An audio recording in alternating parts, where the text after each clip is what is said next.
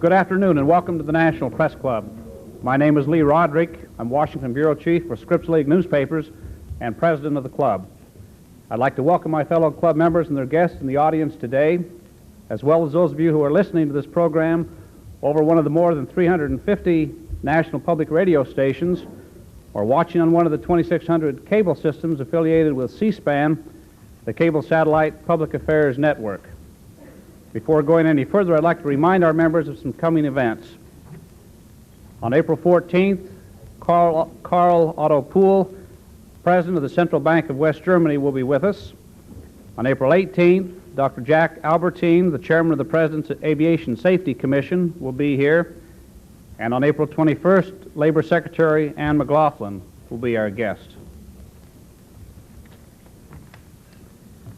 I'd like to remind those of you in the audience that if you have questions for our speaker today, and I'm sure you will, please write them on the cards furnished at your tables and pass them up. I'll ask as many as time allows. I'd like now to introduce the guests at our head table. I'll ask our guests to please stand briefly when their names are read. I'll ask you in the audience to please withhold your applause until all the names are read.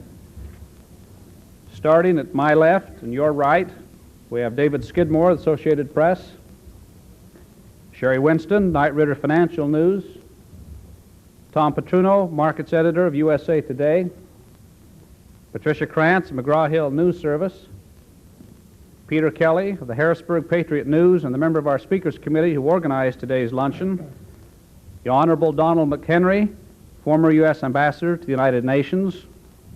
We'll go past our speaker for the moment, to Greg Spears, Regional Reporter for Knight Ridder Newspapers and Chairman of our Speakers Committee, Austin Kiplinger, the editor of the Kiplinger Washington Letter, Kenneth Liebler, President of the American Stock Exchange, Shirley Hobbs Schiebla, the Senior Washington Editor of Barron's, John Riley of Newhouse News Service, and Bill Sternberg of Crane's New York Business.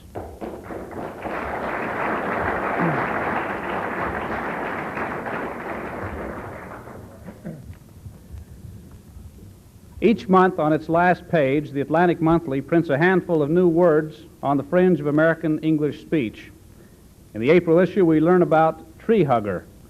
The term hasn't yet made it into the American Heritage Dictionary, but it already has two meanings.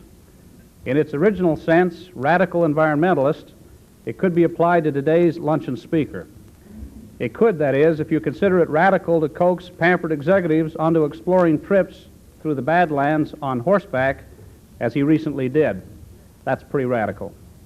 When Who's Who lists his club memberships, the first on the list is the Adirondack, did I say that either time right? Mountain Club. But there's a new meaning as well for tree hugger that will never be applied to this captain of industry. It refers to a company executive who clings to various branches of the same corporate tree all of his career. Nowadays, changing jobs a few times doesn't make you disloyal. It's simply proof that you're not suffering future shock. Today I present to you a former newspaper reporter, magazine promoter, and cattle salesman. He's been a stockbroker on a shoestring and later president of the investment firm now known as Shearson American Express. He wrote a book on called How to Make Your Money Make Money. And he's also a fixture in New York art circles and a Phi Beta Kappa graduate of Williams College. Not long ago, he led a group that told New York Mayor Ed Koch how to build Westway, the controversial $810 million highway down the Manhattan waterfront. This winter, he joined an international cross-section of leaders in Central America, brainstorming solutions to the region's chronic economic problems. His next horizon may be publishing. He owns the Battery News, a weekly newspaper that serves the southern tip of Manhattan, and 2 years ago purchased a majority share in a tiny Washington weekly called Roll Call. He quickly doubled its size, which has gone on to an even greater size since then, and Roll Call continues to be must-reading on Capitol Hill. Today, Mr. Levitt returns to Washington to share some thoughts with us on the giant stock market crash of last October and its aftermath. Almost 6 months after the crash, financial analysts still argue over what the startling slide meant and what business investors and politicians ought to do about it. The last time that he was with us was in 1982. The nation was still fighting a recession. Mr. Levitt was then 4 years into his job as chairman of the American Stock Exchange and self-appointed leading lobbyist for its roster of small and mid-sized companies. He said it seemed that nothing could excite business leaders about the economy, even Ronald Reagan's pro-business agenda in Washington. Now the political climate is far less certain. The stock crash was supposed to shake the foundations of our financial institutions, yet all the normal indicators seem to show business as usual. Recent months indeed have been good ones for Mr. Levitt, who is now 57 years old. Soon after taking over the exchange, he started the American Business Conference, which represents 100 mid-sized, high-growth firms. He has aggressively recruited new members for the AMEX, which regularly lost listings to consolidation, and its larger competitor, the New York Stock Exchange. Last year, his exchange showed a gain from 532 to 585 listed firms. In the first quarter of 1988, the AMEX Market Value Index gained nearly 5%, the highest gain among the broad-based market indexes. So, Mr. Levitt, please tell us, just how do you explain what has happened since last fall on Wall Street? Ladies and gentlemen, Arthur Levitt.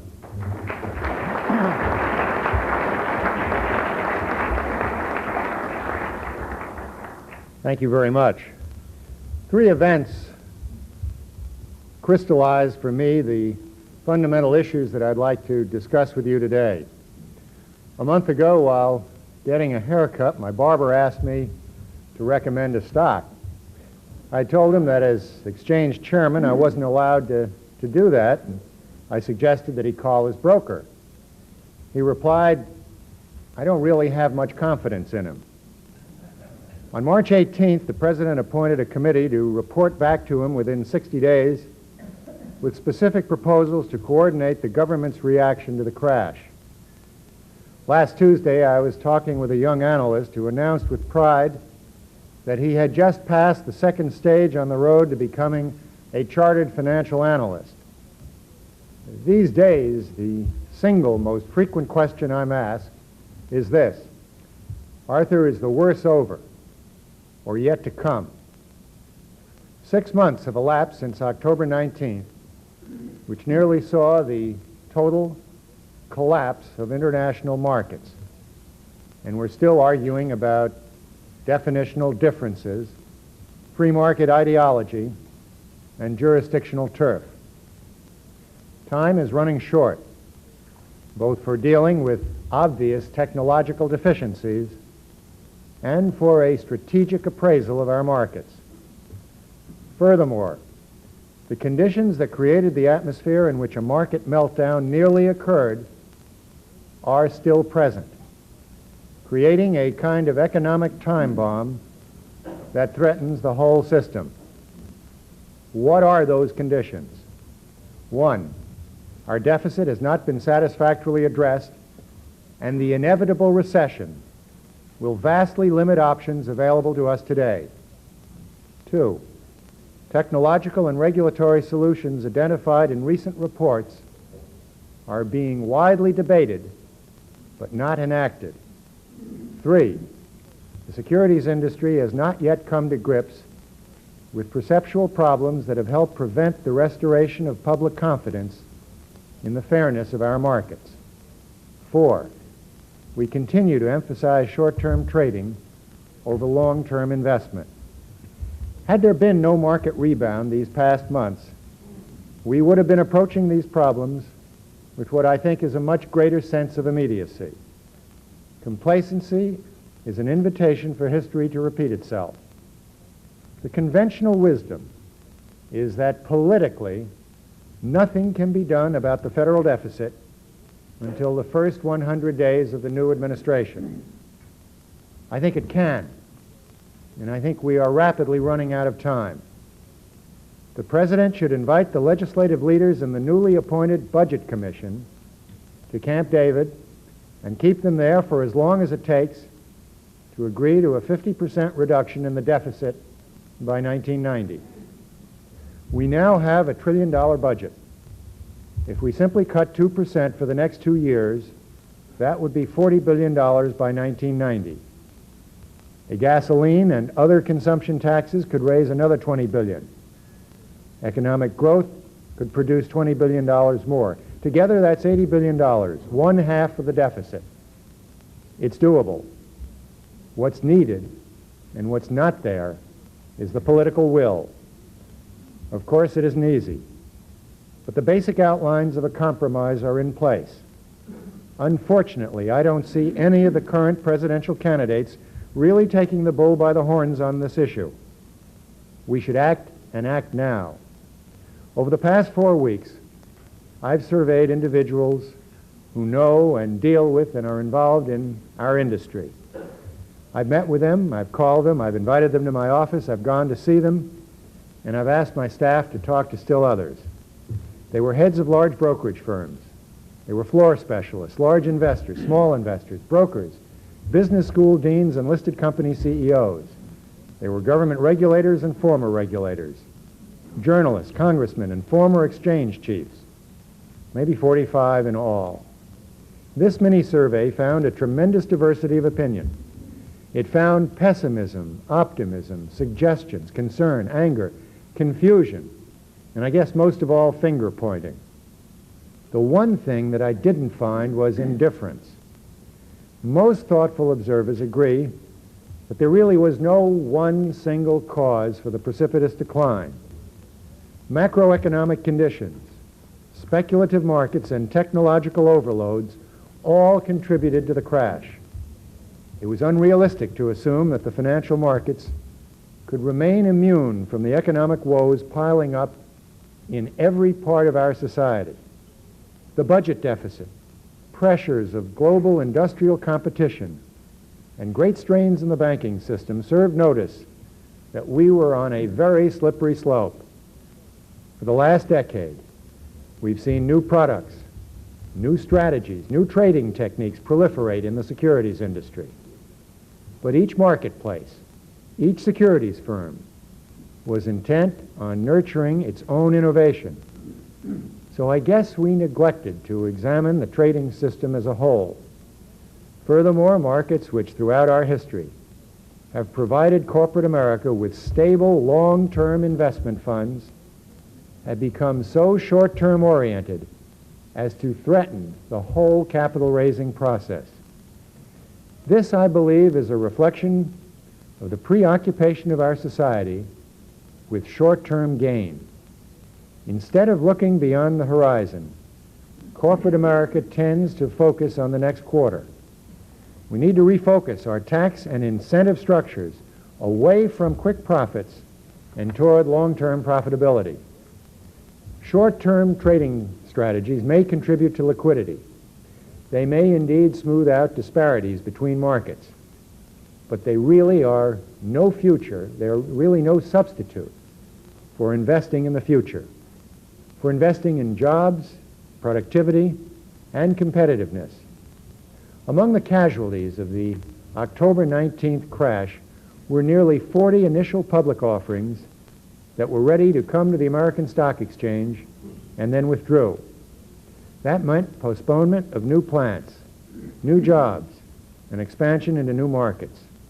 It's clear that the pre-October budget and trade deficits, the falling dollar and rising interest rates, had left our markets vulnerable to a fairly violent downdraft. The Brady report correctly analyzed the free fall of October 19th and 20th as being triggered by an institutional stampede to get out fast and at whatever cost. This was exacerbated by a relatively small handful of institutions and the serious breakdown of linkages between our equity and commodity markets. The Brady report is also correct that the various markets for stocks, stock index futures, and stock options are indeed one market. By and large, I support as prudent and reasonable the recommendations to slow down the market process and dampen speculation during periods of turmoil. Let's act on proposals to forge cooperation across markets, employ circuit breakers when needed, and above all, to improve clearing procedures.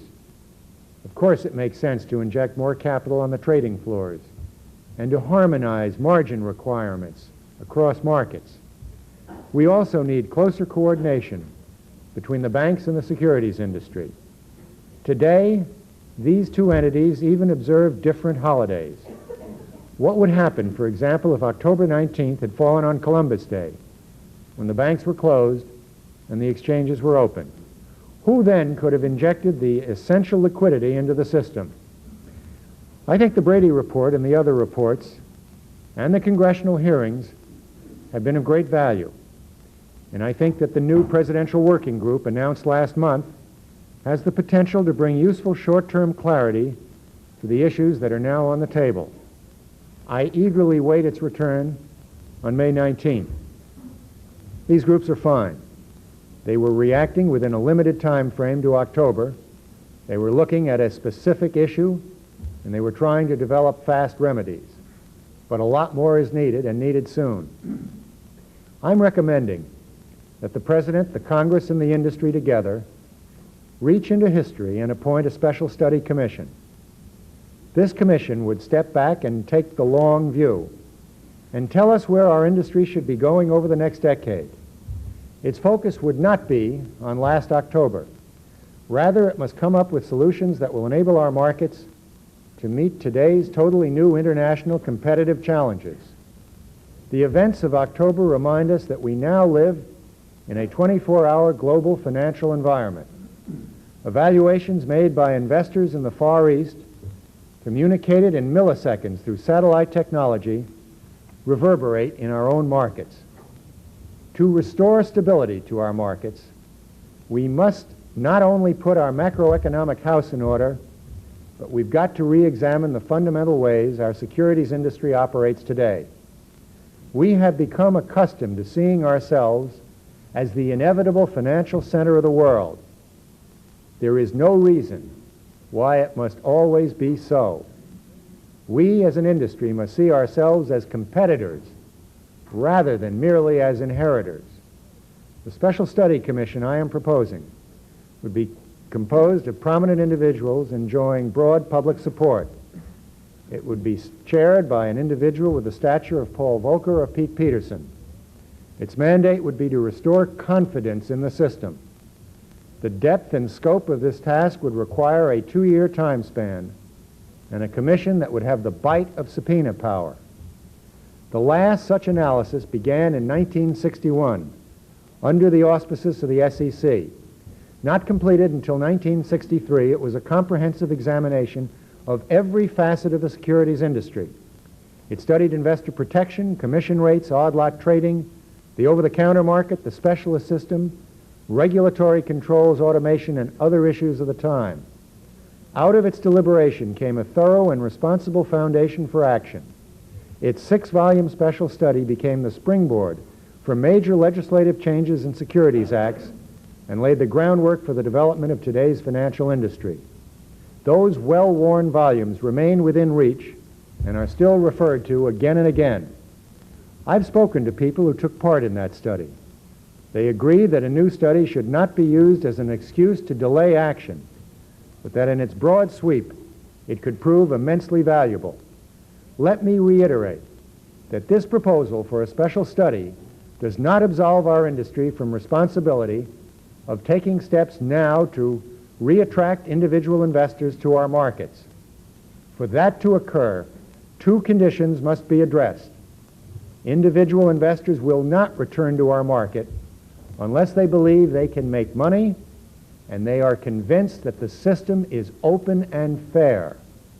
Structural changes suggested by the Brady Commission address the fairness issue, but even more fundamental is the relationship between brokers and customers. That brings me back to the comments of my barber and to a concern that gnaws at me as I weigh my 25 years in the securities industry. Our image is somewhat tarnished. Tougher sentencing for insider trading is critical, but much more needs to be done. I believe the crash accentuated the failure of our industry to establish its professionalism in the minds of investors. That failure is retarding the restoration of confidence in our markets, and it has dangerous long-term implications for the futures of the securities industry. It is absolutely essential that brokers and investment advisors be accepted as professionals, just as doctors, lawyers, and accountants are accepted. After all, the broker is dealing with a basic component of the investor's life, with his or her income and pension and future economic well-being. Yet brokers, unhappily, are not regarded in that way today. Even before October, surveys showed that brokers were perceived by the public as having standards below professions such as clergymen, doctors, engineers, bankers, even lawyers and reporters. They were wedged in down the list somewhere between national and local politicians. This issue of professionalism relates to the expectations we as an industry generate among investors, to the signals, subtle and not so subtle, that we send out. Are we enticing investors with ideas of making lots of money in the shortest time? Or instead, are we offering them a secure future? We're talking about quality, which must have as much emphasis in the securities industry as in any other industry. In my judgment, this is a reflection of the way brokers are recruited, trained, and compensated. These are the areas that must be changed if brokers are to have the level of professionalism essential to restore confidence in the system. This isn't a simple issue. In the best of all worlds, the broker who does the best for his clients will attract the most customers. But investors also know that the broker who puts their funds into a sound long-term stock will not make as much in commission as one who trades. The problem goes beyond that. A broker who sells 1,000 shares of a company priced at $25 on an offering will receive a commission of nearly $700. The next day, the same broker can sell 1,000 shares of the same stock when the issue is exchange traded and receive only $320. Can the broker's judgment not be colored by this difference? And for the benefit of the investor, shouldn't we require more detailed disclosure of this? A commission system that is exclusively quantitative raises customers' fears that their brokers are doing business when the best strategy might be to sit tight. Over the years, I have spoken to thousands of retail brokers. I've been one. I know that they want to do the best for their clients, that they want their clients to make money. When I ask them to consider a base salary coupled with less emphasis on commissions so they can be more objective about the advice they render, some protest, but they do get interested. When I go on and suggest that maybe commissions should be more uniform across all products so that they have a greater incentive to direct their clients to the best investments, they get even more interested. Perhaps we should be moving toward an alternative commission methodology, an across-the-board percentage fee based upon assets under management to diminish the dependence on transaction charges. Of course, this is a very complex issue involving tough and expensive competitive concerns. We are dealing with the way brokers feel about themselves, as well as the general public perception. Brokers want to be treated as professionals. I feel their expertise entitles them to be. On this issue, I have a particular grievance. I feel one of the most damaging influences on the way the public views our industry is the wasteful, extravagant, and demeaning piracy used to barter brokers and entice entire offices from firm to firm. I know of an instance where a broker from one firm was offered a $100,000 bonus to go to another firm. After 2 years, he accepted a $150,000 bonus to jump to a third firm. Then a year later, he returned to his original firm for additional payouts of nearly $125,000. This is wrong. An industry code of ethics should be considered to discourage wholesale office piracy, and firms should be encouraged to train rather than raid. In fact, I believe the best way to establish professional credentials is through our training systems.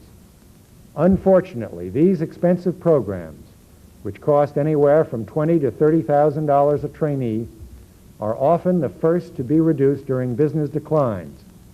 Certainly, today's training programs are vast improvements over ones that once existed.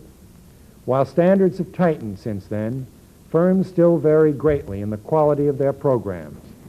It is on this issue, in my judgment, where the battle will be fought for the professional standing of the 466,000 brokers. In this connection, I would urge that our industry establish a special institute for investment.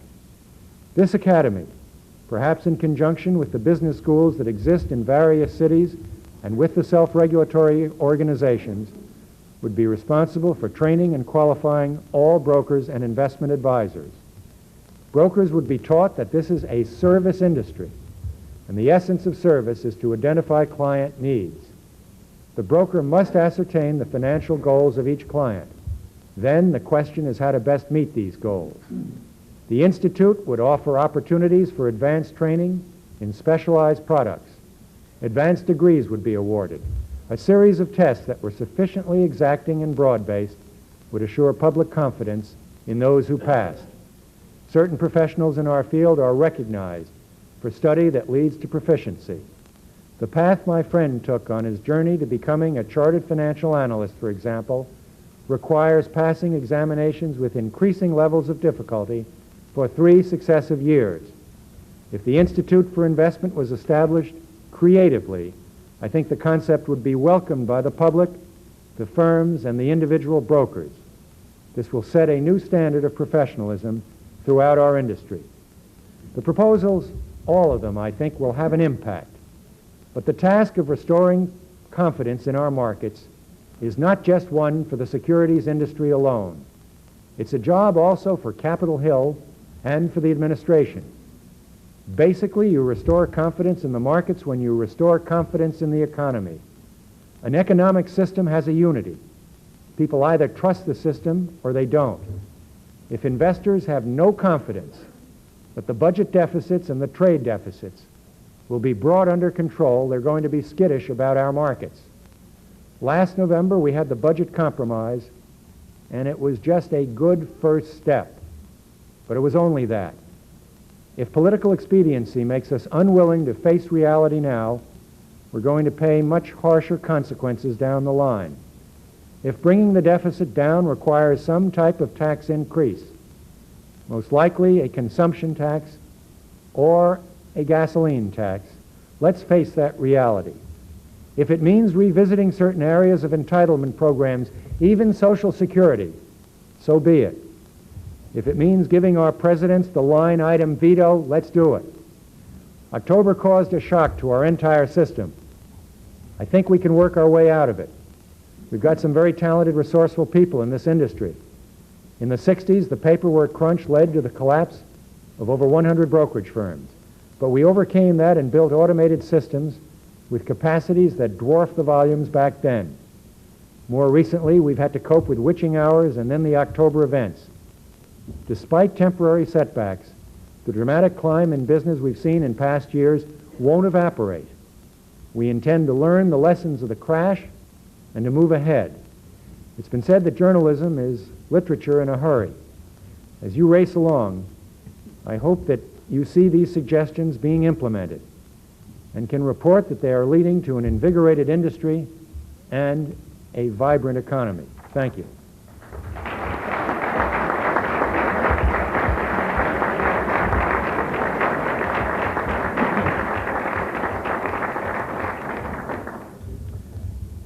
Thank you, Mr. Levitt. We have many questions that have come up, and we'll get through them as quickly as we can. Do you think the Brady Commission made a mistake in not recommending a common regulatory authority for stocks and stock futures? No, I think that the Brady Commission's recommendation really related to intermarket regulation, and I support that recommendation. I think it's fundamental and important. I think the regulatory process has become impeded by political considerations, with several committees of the Congress jockeying for jurisdictional control. I think the Brady Commission recognized this and addressed it in terms of what the imperative is, and the imperative is to reestablish a road between our marketplaces, and that calls for intermarket regulation, and I think they're absolutely on the right track there.